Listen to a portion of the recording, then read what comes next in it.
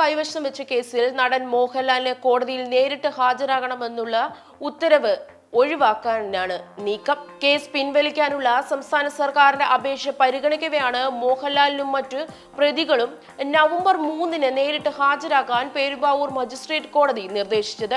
ഇതിനെതിരെ മേൽക്കോടതിയെ മോഹൻലാൽ സമീപിച്ചേക്കും. സൂപ്പർ താരത്തെ വിടാതെ പിന്തുടരുകയാണ് ഈ കേസ് പിൻവലിക്കാനുള്ള സർക്കാരിന്റെ അപേക്ഷ പൊതു താൽപര്യ വിരുദ്ധമാണെന്ന് ചൂണ്ടിക്കാട്ടി കോടതി തള്ളി. കേസിൽ ഒന്നാം പ്രതിയാണ് മോഹൻലാൽ.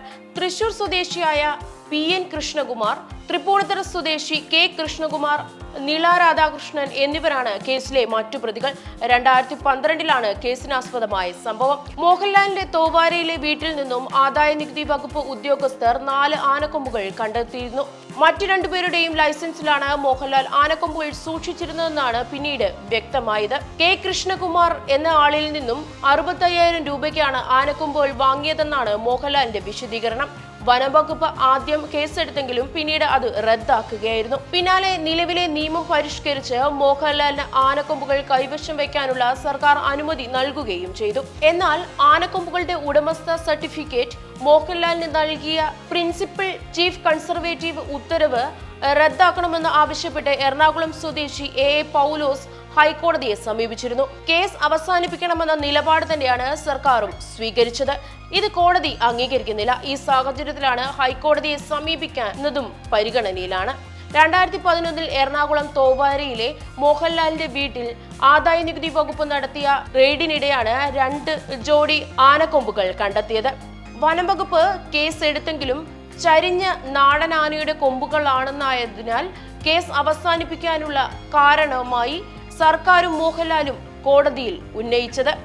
ആനക്കൊമ്പ് സൂക്ഷിക്കാൻ ലൈസൻസ് ഇല്ലാത്ത മോഹൻലാൽ മറ്റു 2 പേരുടെയും ലൈസൻസിലാണ് ആനക്കൊമ്പുകൾ സൂക്ഷിച്ചിരുന്നതെന്നാണ് അന്വേഷണ സംഘം കണ്ടെത്തിയത്.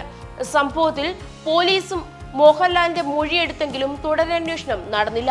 2011 ജൂലൈ 22 ആദായ നികുതി വകുപ്പ് മോഹൻലാലിന്റെ കൊച്ചിയിലെ വീട്ടിൽ നടത്തിയ റെയ്ഡിൽ 2 ആനക്കൊമ്പുകൾ പിടിച്ചെടുത്തത്. ഇതിനെ തുടർന്ന് വനം വകുപ്പ് അധികൃതർ കേസെടുത്തെങ്കിലും പിന്നീട് റദ്ദാക്കി. തൊട്ടുപിന്നാലെ ലാലിന്റെ ആനക്കൊമ്പ് കൈവശം വെക്കാനുള്ള സർക്കാർ അനുമതിയും നൽകി. അന്നത്തെ മന്ത്രി തിരുവഞ്ചൂർ രാധാകൃഷ്ണന്റെ നിർദ്ദേശത്തിലായിരുന്നു ഇത്.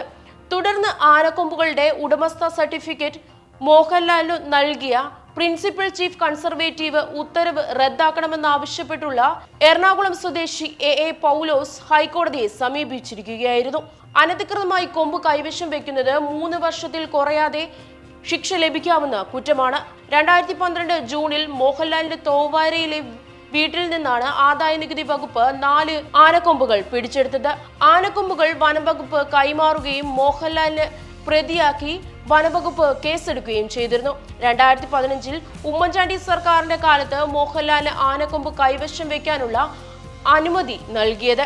മോഹൻലാൽ, സംസ്ഥാന സർക്കാർ, മുഖ്യ വനപാലകർ എന്നിവർക്കെതിരെ കക്ഷികളാക്കിയാണ് പൗലോസ് ഹർജി സമർപ്പിച്ചിട്ടുള്ളത്.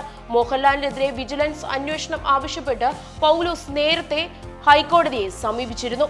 അന്ന് മോഹൻലാൽ ആനക്കൊമ്പ് കൈവശം വെച്ചതിന് നിയമാനുസൃതമായി നൽകിയ സർക്കാർ നിലപാടിനുറച്ച് തുടർന്ന് കേസ് തീർപ്പാക്കുകയായിരുന്നു. UDF സർക്കാരിന്റെ കാലത്ത് മോഹൻലാലിന് വേണ്ടി ഇത്തരത്തിൽ ഉത്തരവ് ഇറങ്ങിയത്.